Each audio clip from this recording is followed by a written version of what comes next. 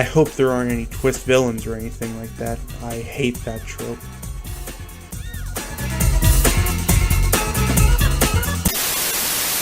So give me good love. So give me good love.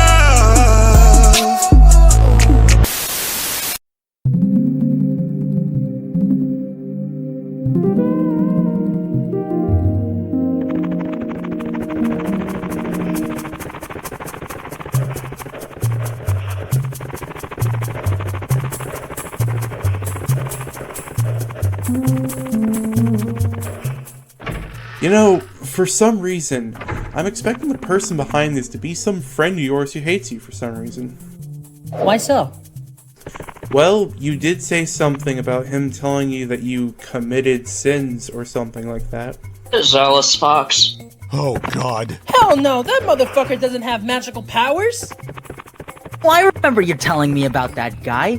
He used to be one of those sonic futurists or whatever. Let's not talk about this, please. Yeah, let's not. Wait, all four of you used to hang out with those people? They kicked me out over a fanfic I wrote. They kicked me out because I was hanging out with some IDW Sonic fans. My boyfriend and I left that whole group. They were being, Let's not beat around the bush. They were being transphobic. As Megan said, let's not talk about it. Here it is. I guess we have to talk about Leslie Swan? Or maybe the 64DD version. What's a DD? You'll see. Let's go! June 1996. Localization for Mario 64 had just begun. The game was sent off to Nintendo of America, but who would take on the challenge? Why, none other than Leslie Swan. Leslie Swan was a copywriter and translator in the US who worked at Nintendo at the time. Before Mario 64, she started out as a senior editor for Nintendo Power, having done localization for Super Mario Adventures, but then she had done the text for Legend of Zelda: A Link to the Past's player guide. This must have impressed Nintendo, as she was asked by Nintendo if she could localize the text for Super Mario 64. The way she did it was, she was sent an extremely rough translation of the game, then she'd rewrite it to sound more natural. I mean, I'd do the same. But also made sure it stayed true to the original source material. The famous screenwriter / comic writer Neil Gaiman did the same thing when writing the English localization for Princess Mononoke, and was met with hell by Miramax, but he still did it anyway. Once Leslie Swan had finished the script and sent it to Nintendo, it had been approved. That was nice. But then they'd sent a request for her. Nintendo wanted to include proper voice acting for the first time. Well, they already had Charles Martinet. He played Mario. Duh. But through sample discs, including his laugh, he'd also done the voice of Bowser and Baboos. There was no voice for Princess Peach, however. And, well, yeah, they'd asked her to do the voice for Princess Peach in the game. Now, unlike Charles Martinet, who started out as a Shakespearean actor, was in the David Fincher film, The Game, not the rapper, and was also in a dub of Satoshi Kon's version of JoJo's Bizarre Adventure, which is an OVA.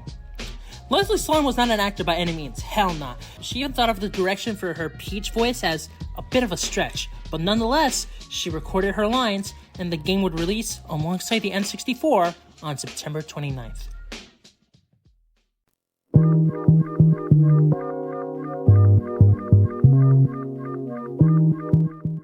Ah, yes. There were even more changes to the cultural landscape from the Japanese release of this game to the US release. For one, Spike Lee was gearing up to release his 10th film, Get on the Bus, which would be released a month later. Dr. Dre had left Death Row Records to form his own label, Aftermath.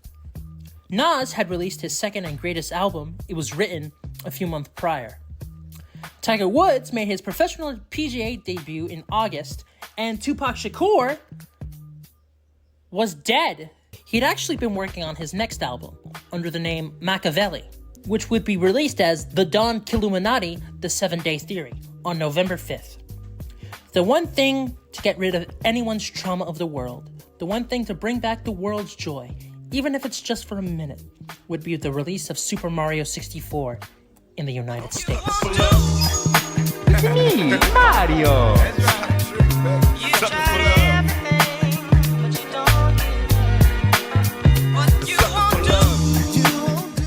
Super Mario 64 was received with critical acclaim. I think that's like a no-brainer, right? Everyone knows how well received the game was. But I think I need to show you some quotes from the big reviewers at the time.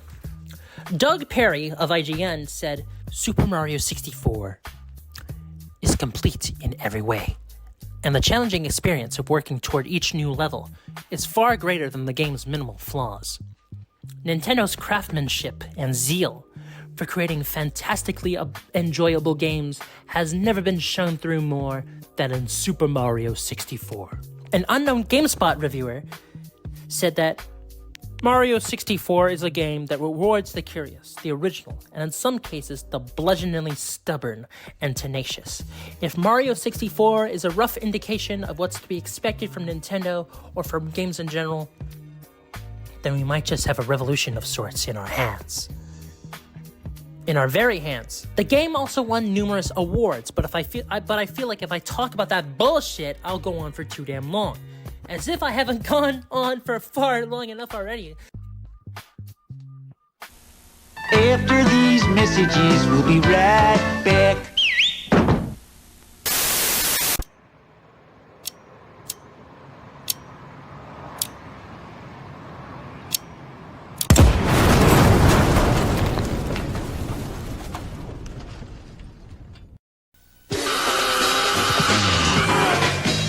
マリオカート64いよいよ登場。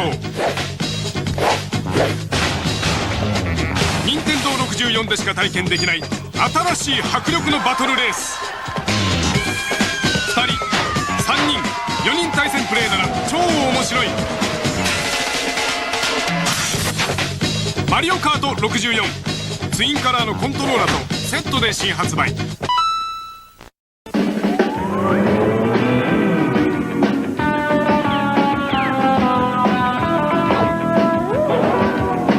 Introducing Nintendo Score 64 and win at Taco Bell. Just peel the coin off the lid, score 64, and you could win an N64 system, cash, or millions of other great prizes. And who knows who'll win the Porsche Boxster.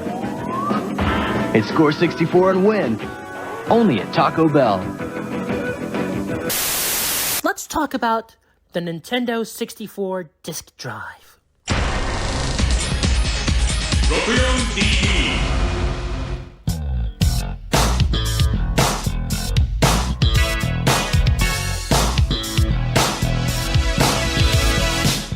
Ah, yes. A mystery in its own right. What the hell even is a Nintendo 64 disk drive? Basically, it's an add-on for the Nintendo 64 that was only released in Japan. But why? Why? Why was it only released in Japan? Well, actually, the 64DD was announced at Yoshinkai 1995, alongside a Legend of Zelda game for said add-on. Other games announced for it later on the 64's lifetime would be an expansion of F-Zero X, a series of Mario Paint spiritual successors called Mario Artist, Mother 3, and also a Kimbo the White Lion game. Most of the games planned for or released on this add-on were either converted to regular N64 cartridges, or ported to GameCube, or just straight up cancelled. That's a goddamn shame. The add-on would be released in limited quantities in 1999. That's fucked up. I really wanted to play that Kimba game. There was actually going to be a US release of the 64 disc drive, but that was quickly canceled too. Now, where am I going with this? Well, before the release of the 64 disc drive, Nintendo showed it off at Shoshinkai 96. It was the same size as the N64, attached itself to the N64 through the expansion port. It's interesting. With how much this thing failed, it's a wonder it got released at all. Think about it. Everything was against it, and it still got released. And it still got that reception. It was chugging along, and to be honest, I don't know where the fuck I was going with it. Look. The point is, Super Mario 64 got an unreleased port on the 64DD. That's what I'm trying to say. It's me, Mario. It was made to show off how much faster Super Mario 64 could load, and how much better it would look there. But honestly, there's so little changes to the game outside of the weird thing with Princess Peach's castle theme. It sounds like shit now. I can't believe they fucking changed it. In fact, outside of the instruments getting a slight change, and the chain chop sounding like the international version, the game plays exactly like the original Japanese versions! This is crazy coming from me, but this fucking port is corny as fuck right here. I've never heard of a version of a video game that barely had any changes to the original in the 90s! Like sure, there was Namco Museum, but that's a museum. This is a big-ass port here. It should look and sound better. The 64DD was supposed to be more powerful than the base console. Maybe show the graphical capabilities, the audio capabilities. Maybe there'd be even more voice acting. Thankfully, this was just merely a demo. I shouldn't be complaining too much about it. It's not like Mario 3D All-Stars. Ugh, we'll get to it. I don't want to do this anymore. I can't just keep talking more and more about Mario 64. I'll get the fucking itis. Let's get the fuck out of here. Let's get the fuck out of this fucking lethal lava land, motherfucker.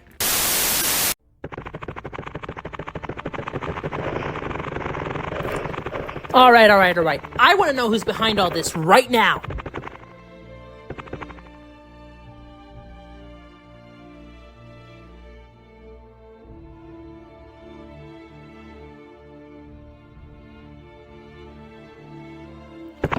No, fuck that Secret Wars bullshit. Who the fuck do you think you are? The Beyonder? Huh. Tell me who you are, you overgrown sea lover. Nep, calm down. Oh, it's very easy for me to calm down, Elliot. I was only kidnapped for no reason other than the fact I was fucking bi and non-binary. Come on, yo. I'll smack the shit out this fucker. I've never heard them this mad before. A good reason to be mad, honestly. Nebz, you gonna be alright? Hell no! I wanna go home! I'm sure all of us wanna go home!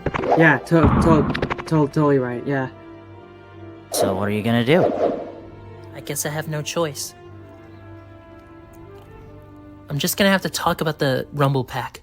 Well, that's a no-brainer. Come on! Right!